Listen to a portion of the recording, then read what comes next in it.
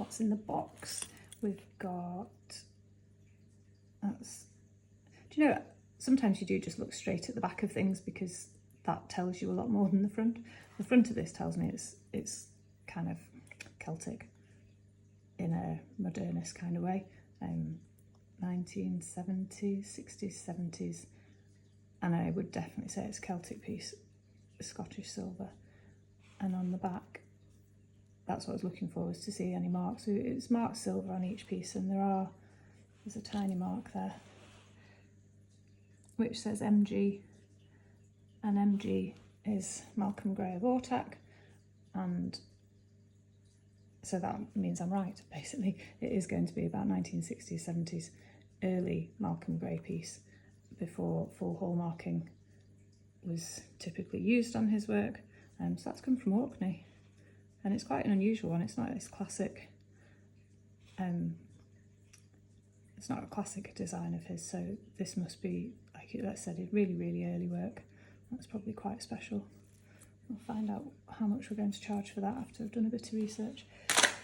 There was a 9-carat gold rope chain that was broken, and that's the other end of it, and there is the hallmarked bit, so I'll put all that together and it can go in the scrap.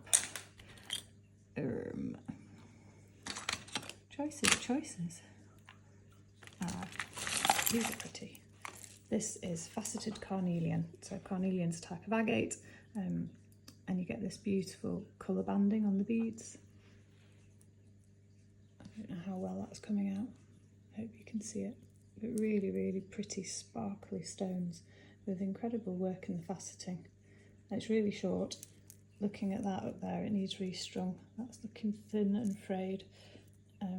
So it would definitely benefit from restringing, but good quality vintage antique beads, so that's going to date somewhere between 1920 and 1940. Maybe a bit earlier, maybe a bit later, but not much later. Not after 1940, to be honest. They weren't fashionable by then.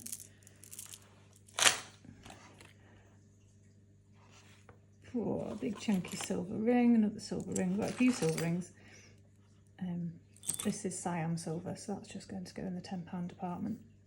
I might do some cleaning for you and see if that appeals.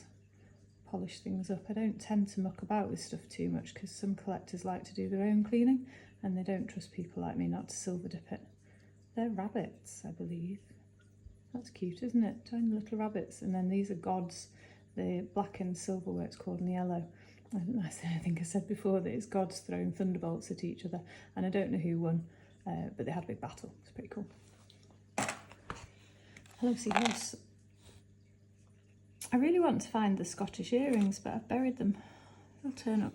That is a big chunky silver ring set with onyx. Again, it's something that I think could be quite cool if I cleaned up, so I might put them all in a batch for a polishing video. See how you like that.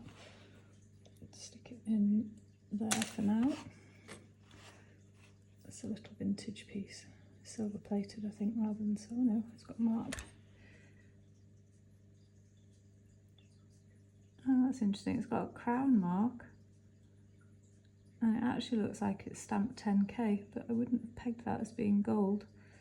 Maybe it is. I'll have to do some acid testing.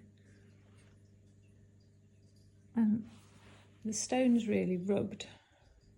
I don't know, rubbing it is where the facet edges are no longer sharp. They've been scuffed and scratched over time, and it's not chipped.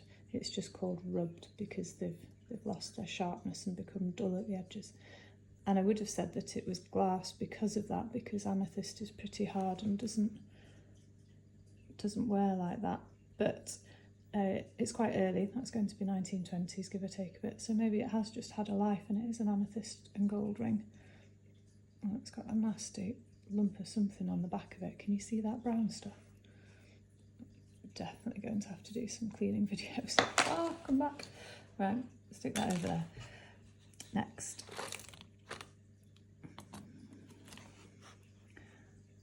That's sweet. That will date from around 1940. It is sterling silver, and these super shiny stones are called marcasite. And they, I hate the phrase, but poor man's diamonds. So they sparkle in all lights, just like a diamond would, but obviously they're much, much, much more affordable. And they come in these tiny, teeny faceted rose cut stones.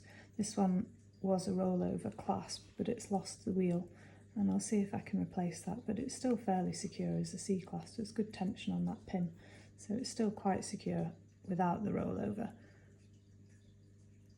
but obviously that affects the value.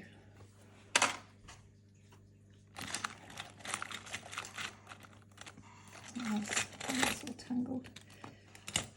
Oh, this was Emily's favourite. This is quite an early Victorian stick pin, cravat pin, you know, to put in a tie or whatever. And we've got a lovely blue opal in the centre and lots of tiny seed pearls. So again, quite a desirable piece. Stick pins are getting more and more collectible and really unusual. That one's a nice one. I've not seen one like that before. And then somewhere in here there was a whopper of a ruby. I saw it a minute ago and it's vanished again. Right, I'll call that quits for today.